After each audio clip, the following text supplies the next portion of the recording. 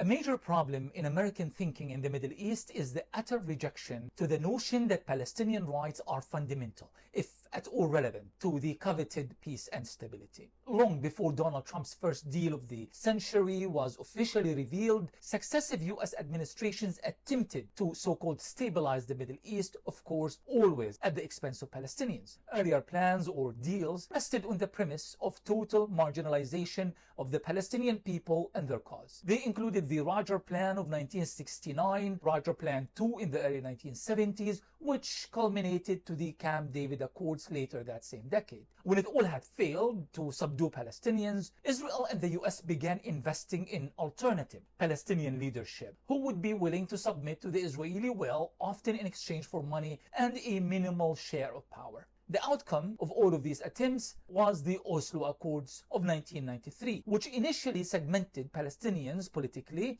and yielded competing classes, but eventually also failing to defeat the Palestinian quest for freedom. Now, the ongoing Israeli war on Gaza and the genocide in the Strip, the destabilization of the whole region, and the ongoing Palestinian steadfastness and resistance are the final proof that there can never be real peace in the Middle East without justice for the Palestinian people and other victims of Israeli brutality. No number of future US Western deals and initiatives can ever alter this fact. The same inference applies to those operating at a less official capacity but still committed to the same pursuit of creative solutions to the so-called conflict. Such notions may suggest that the lack of solutions reflect the lack of imagination, resolve, or the dearth of legal text that makes a just end to the so-called conflict impossible. But a solution is readily available. Indeed, the solution to military occupation, apartheid, and genocide is ending military occupation, dismantling the racist apartheid regime, and holding Israeli war criminals accountable for their extermination of Palestinians. Not only do we have enough international and humanitarian laws and court orders to guide us through the process of holding Israelis accountable, but more than the needed critical mass of international consensus that should make this so-called solution possible. The main obstacle is the stubborn and unconditional US support of Israel, which allowed it to flout international law and international consensus for decades. With such clarity in mind, why then should Palestinians entertain or engage in any new deals, plans, and solutions that operate outside the realm of international law and standard? As far as we Palestinians are concerned, there can only be one acceptable deal, a deal that is predicated on the full implementation of international law,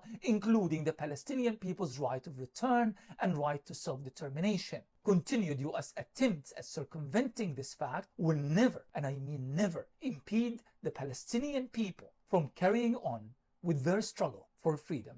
Thank you.